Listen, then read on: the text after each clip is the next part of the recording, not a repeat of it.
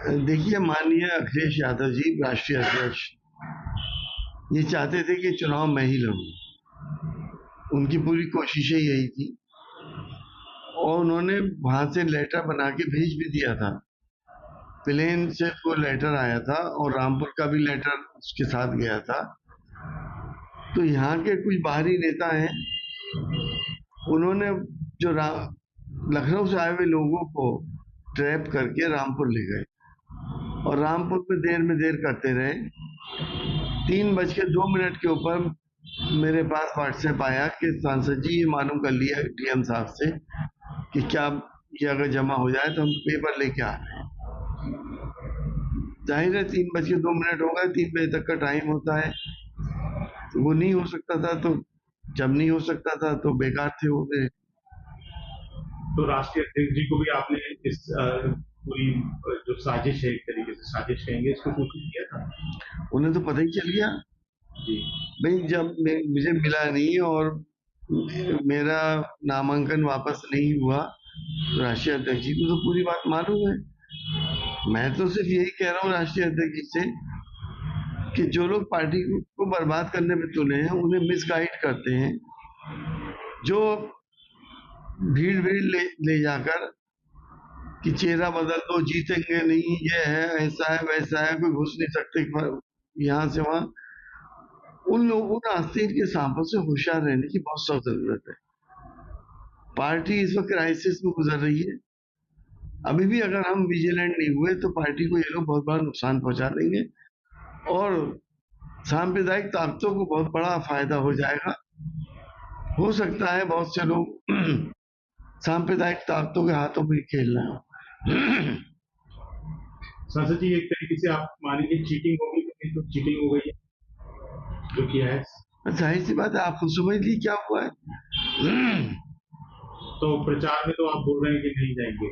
नहीं, मुरादाबाद में मैं प्रचार नहीं करूँ। और आप खुद सोचिए, स्वाभाविक है या नहीं है ये बात? इंसान तो मैं भी हूँ, सुपर ह्यूमन तो हूँ। जगह जगह प्रत्याशी का विरोध भी हो रहा है और वीडियोज भी वायरल हो रहे हैं तमाम तरीके के विरोध के, व्यवहार के नीचे। नहीं, व्यवहार के अलावा लोगों में इस बात का रोष है कि लोग तो ये सवाल कर रहे हैं कि सांसद एसटी हसन में कमी क्या थी, ये बता दें। जो इन लोगों ने कटवाया, जिन लोगों ने भी कटवाया वो पार्टी के हितैषी नहीं। अब संसद जी, आज लखनऊ मेरठ की बात करें तो मेरठ में भी अतुल प्रधान साहब का इसी तरीके से टिकट कर दिया, कट गया है। तो क्या कहना चाहिए कि इस तरीके के लोग लगातार पार्टी को नुकसान पहुंचा रहे हैं? अब देखिए, ये तो फैसले बड़े नेताओं के हैं। वहाँ क्या क्या परिस्थितियां थी मैं उसके बारे में नहीं जानता। जिस तरीके से मुस्लिम वोटर्स अपने आप को, किस तरीके से आपके पास जो लोग आ रहे हैं, क्या रुझान आ रहा है, इससे क्या लगता है कि इनडायरेक्टली जो है बीजेपी के कैंडिडेट को फायदा मिल रहा है?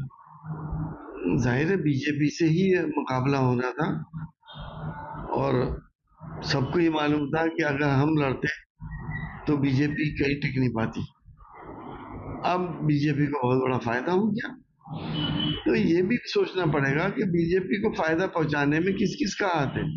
लगता है ये बीजेपी से कॉन्स्पिरेसी करके कुछ समाजवादी पार्टी के नेताओं ने इसमें किया। अब देखिए, ये तो हाइपोथेटिकल बातें हैं, अब मैं इसमें क्या कह सकते हैं, अब तक कंफर्म नहीं। तो फिलहाल ऐसे लोगों के खिलाफ आपको लगता है कि नेतृत्व को कार्रवाई करनी चाहिए? कार्रवाई भी होशियार रहे, ये पार्टी को खत्म कर देंगे। ये जो हालात पैदा कर रहे हैं, हमारा बहुत बड़ा वोट हैगा मुस्लिम वोट, हमारा बहुत बड़ा वोट यादव वोट है और बाकी हिंदू भाई भी हमारे साथ हैं। लेकिन कोर वोट मुस्लिम वोट है क्योंकि वो 24% है। अगर उसको ये एहसास दिला दिया इन लोगों ने कि समाजवादी पार्टी मुस्लिम हितैषी नहीं रही, तो हमें नुकसान होगा या नहीं होगा, आप बताइए। तो आपको लगता है कि मुरादाबाद सीट का जो इम्पैक्ट है टिकट चेंज का, वो पूरे प्रदेश पे पड़ेगा, क्योंकि मुस्लिम्स तो पूरे प्रदेश में ही? जाहिर सी बात है, मेरे पास तो पूरे हिंदुस्तान से फोन आ रहे हैं और खासतौर से यूपी से तो बहुत आ रहे हैं, मेरा कसूर मालूम कर रहे हैं। मैं क्या कह सकता हूँ? मैं अपनी पार्टी के खिलाफ थोड़ी कुछ कर सकता हूँ। मैं तो उन्हीं लोगों को कोस रहा हूँ जिन लोगों ने कॉन्स्पिरेसी करी। मेरे अध्यक्ष ने मेरे साथ हमदर्दी करी, आखिर वक्त तक वो ये चाहते रहे कि मैं चुनाव लड़ूं। मुझे उनसे कोई शिकायत नहीं। पड़ोस के जिले रामपुर में भी इस तरीके का हुआ। अब प्रत्याशी को लग रहा है सोशल मीडिया में जो बातें चल रही है उसमें लग रहा है कि उनको भी प्रॉपर सपोर्ट नहीं मिल रहा है वहाँ के लोगों का, जो समाजवादी पार्टी के कार्यकर्ता है। अब मैं कह नहीं सकता रामपुर में क्या होगा क्या नहीं होगा। हो सकता है आखिर में जाके सब एक हो जाएं और समाजवादी पार्टी को जिताएं। इसमें कहा जा रहा है कि आजम खान साहब को लेके ये सब टिकट जो काटा गया है उनके कहने पे किया गया है। देखिए, मीडिया रिपोर्ट्स तो यही हैं, लेकिन जब तक हम किसी बात के लिए कंफर्म ना हो हम कैसे कहते हैं किसी ने क्या करा। ये तो हमारे राष्ट्रीय अध्यक्ष ही बता सकते हैं कि कौन इसके पीछे है। आपका टिकट जो है कट रहा है, तो क्या कहना चाहेंगे? देखिए, जब पहली लिस्ट आई थी तो पार्लियामेंट का सेशन चल रहा था। पार्लियामेंट के अंदर ओवैसी साहब ने मुझसे कहा था कि आपका टिकट नहीं हुआ। मैंने कहा हो जाएगा, पहली लिस्ट है। तो वो कहने लगे कि आपको टिकट नहीं मिलेगा। बात हंसी मजाक समझा मैंने, और हंसी मजाक हो बात खत्म हो गई। इत्तेफाक से वो बात सही हो गई। लेकिन अखिलेश जी ने मुझे टिकट दे दिया था, फॉर्म भी दे दिया था, एबी फॉर्म भी दे दिया था, और मैंने नॉमिनेशन भी कर दिया था।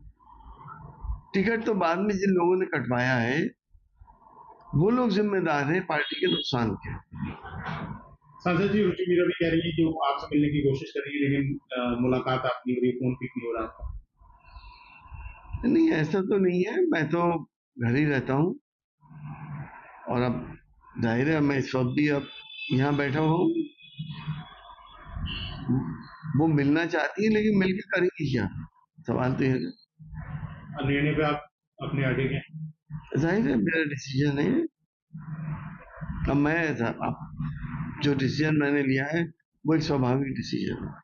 मैं भी इंसान।